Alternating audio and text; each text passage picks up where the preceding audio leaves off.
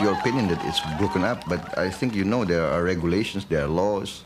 I think even in Western Europe, to have a demonstration, you need permission, 2 days notice to the police, and there's a route that's agreed upon. I mean, you cannot just make a demonstration right in the middle of the center of a traffic junction. That's what happened, I think, in the occasion you mentioned. If that kind of protest is a problem, what sort of protest is okay? You can have a lot of channels. You can have petitions, you can go to the local assembly, to the National Assembly. I mean, there are a lot of ways, I think. Many of these things are I think, dramatized, over-dramatized.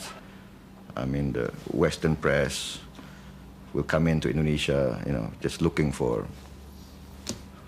all these dramatic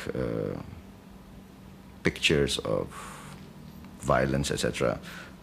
We are concerned, yes, definitely, but I think on the whole, for the condition we are in, for the serious crisis, I think many other countries face worse situations. The President also promoted his own son-in-law, Jenderal Prabowo Subianto. Jenderal Prabowo is now the commander of the largest and most powerful single unit in the armed forces. 37,000 soldiers are under his command.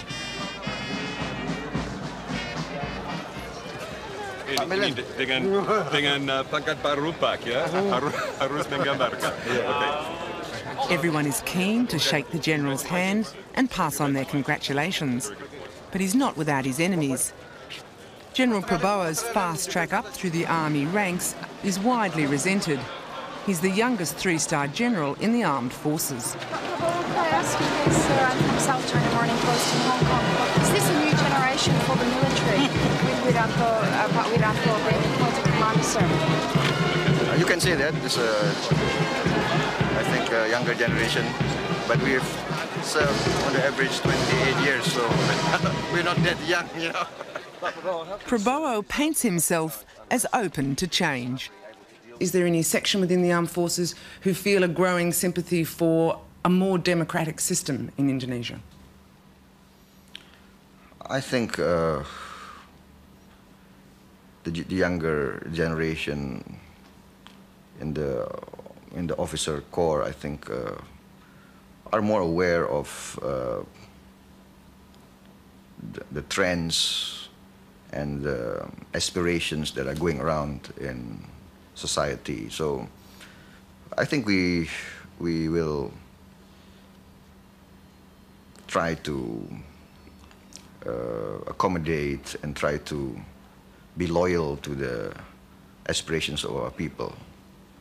Yeah, and I think there is room for more improvement in a lot of our institution building. If the situation does get worse, seriously worse in this country though, is there a point at which it would be better to change leadership? I think we have a mechanism, we have a constitutional system that we have carried out in history. I think we will maintain that system and that mechanism. Do you think that a people's power movement is possible in Indonesia in the coming months? What I think is that, well, you've been in Indonesia, you see, I think majority of the people, I think, still believes in the government and in the armed forces, I think. So I don't see a mass uprising against the government, mass uprising against the armed forces. Will you shoot them? I mean, it's not a black and white situation that you paint. We carry out dialogue. We meet them face to face. We discuss with them. We try to talk things out. But if they remain unconvinced, if they defy you? We are 200 million people. If they defy you, though? We are 200 million people. Who are they? We are a people's army. We will never go against our people. But if 1 million people turn out into the streets? If 1 million people turn out to the street, let us see. You've not... You see? You understand?